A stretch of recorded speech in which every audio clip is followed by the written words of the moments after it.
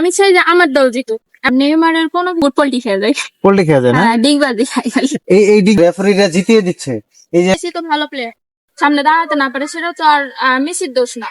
আর্জেন্টিনার সাপোর্টার, আপনি নেইমার প্রসঙ্গে কিছু কথা বল। এমন না যে আমি নেইমারকে অনেক ঘৃণা করি, এমন না, কিন্তু আমি চাই যে আমার দল জিতুক। এমন না যে আমি নেইমারকে ঘৃণা করি, নেইমারকে আমার ভালো লাগে, মেসিকেও, কিন্তু ওদের বন্ধুত্বটা আমার আগে ভালো লাগতো অনেক। কিন্তু এখন যেহেতু ওরা অন্য টিমে খেলে, তাই আমি আর্জেন্টিনাই চাই জিতুক, কিন্তু আমি নেইমারকে কিন্তু ঘৃণা করি। ব্রাজিলের সাপোর্টার, আপনি মেসি সম্পর্কে কিছু বলবেন। নেইমার জি, মেসিকে আমার অনেকটা ভালো লাগে। মেসিও সেরকম তো আমাদের কোনো করি নাই।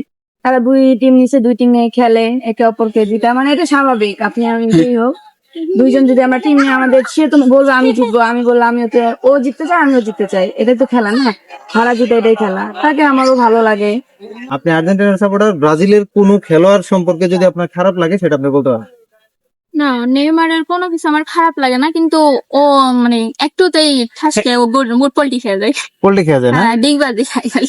এই ডিগবাজিটা মানে এটা কি এটা খারাপ লাগে, এটা কিন্তু খারাপ লাগে না, কিন্তু এটা আমার মজা পাই যে মজা ও পায়, বিনোদন। বিনোদন পায়। মানে মেসি কে পাঁচ দিক থেকে ঘেরলেও কিন্তু সাইড দিয়ে চলে যেতে পারে, হ্যাঁ। কিন্তু আমি নেইমারকে ঘেরলে কিন্তু ও যেতে পারে না, ওকে একটা ধাক্কা দিলে ওই পোল্টি খেতে যেতে যায়। পোল্টে খায়, একদম পুরো ডিগবাজি খায়, আমরা ডিগবাজি খায়। দেখছি। ঠিক আছে, তো মেসি সম্পর্কে আপনি যদি কোন একটা, অথবা আর্জেন্টিনার কোন খেলোয়াড় সম্পর্কে আপনি যদি যেটা আপনার খারাপ লাগে বলতে পারেন। আপনি ব্রাজিল সাপোর্টার, আর্জেন্টিনার যে কোনো খেলোয়াড়কে যদি খারাপ লাগে সেটা বলতে পারেন।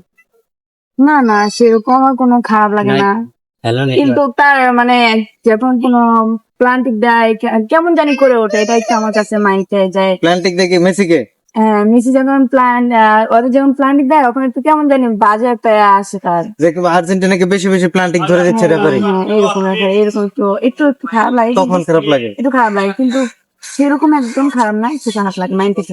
আচ্ছা, আর্জেন্টিনাকে এই যে রেফারিরা জিতিয়ে দিচ্ছে, এই যে মেসিকে প্ল্যান্টিক ধরে দিচ্ছে, এই ব্যাপারে কি বলবো? এটা তো ইচ্ছে করে দিচ্ছে না, এমন তো না যে আর্জেন্টিনা জিতবে। ওদেরকেও তো বিপরীত দলকেও তো প্লেনটি দেওয়া হয়, তাই না? এমন তো না যে একটা দলকে দেওয়া হয়। ওরা গোল দিতে পারলে ওরা জিতবে, তাই না? তো ওদেরও তো সেম দলকে তো সেম ভাবে দেওয়া হয়। মেসির কাছে কেউ গেলেই মেসিকে ফাউল ধরে দেয়, মেসির পক্ষে পেনাল্টি দিয়ে দেয়, মেসি পেনাল্টিকে গোল করে। খেলা চলাকালীন সময়ে বারবার মানুষ এই কথা বলে অনেকেই। মেসি তো ভালো প্লেয়ার, তা ওর কাছে যাওয়া যাবে না? বিপক্ষ প্লেয়ার যাবে না? যাবে না কেন?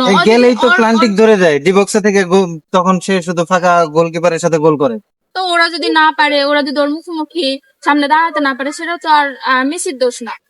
তাহলে মেসির মানে প্লে ভালো।